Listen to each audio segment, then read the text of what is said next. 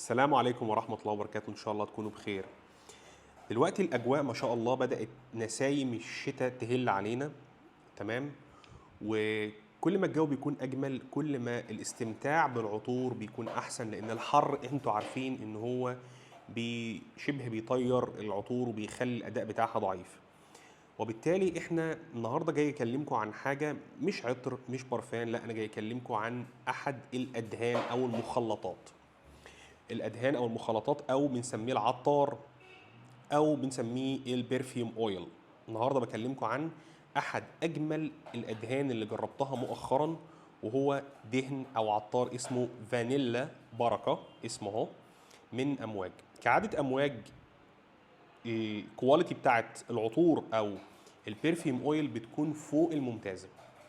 ناس كتير جدا لما بتسمع ان انا هحط دهن او عطار بيبدا يقول لك لا ده تقيل مش متقبل، انا ما بحبش احط الادهان ده ريحته منفره. لا لا لا، انا بكلمك النهارده عن واحد من اجمل البرفيوم اويلز او العطار اللي انت ممكن تجربها. اسمه فانيلا بركه، زي ما انتم شايفين علبته اهي. طبعا هو مناسب جدا للرجال والنساء، مناسب جدا يعتبر للخريف والشتاء، ولو في الصيف يكون في مكان بارد فيه تكييف او في مكتبك او كده. البرزنتيشن بيجي بتاعه زي ما انتم شايفين علبه خشبيه فخمه جدا زي ما احنا شايفين اهو.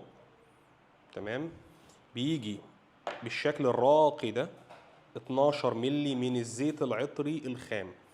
طبعا احنا عشان بس الناس اللي ما تعرفش الزيت العطري الخام، انا مش بعمل سبراي بيه، لا انا فقط بحط نقاط منه صغيره على المعصم، تمام، او على اماكن النبض خلف الاذن. تمام. وبعدين ابدا ان انا اعمل مسح خفيف ورا الاذن، على اللحيه، وللنساء ممكن على الشعر وممكن على الملابس. العطر او البرفيوم اويل ده مكون من 3 حاجات. اول حاجه الفانيلا الجميله جدا جدا اللي بكواليتي عاليه قوي قوي، والتونكه، بذور التونكه.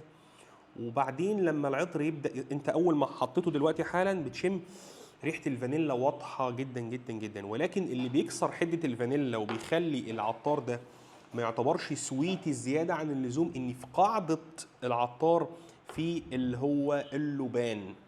فتوليفه الفانيلا مع اللبان مدياه اداء فوق الممتاز، مدياه حته مخليه ان العطار ما هواش سويتي زياده عن اللزوم. فيعتبر في بالانس ما بين الطابع البخوري الجميل مع الفانيلا الكريميه البلسميه السويتيه.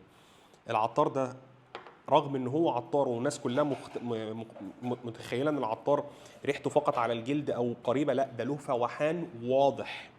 فوحان انا حطيته دلوقتي، لا بيعمل فوحان كانك رشش برفان.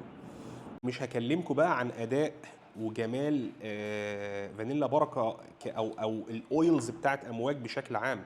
لا الاويلز بتاعت امواج الاداء بتاعها لونج لاستنج، يعني بنتكلم على الاقل على الجلد 12 ساعه على الاقل. تمام.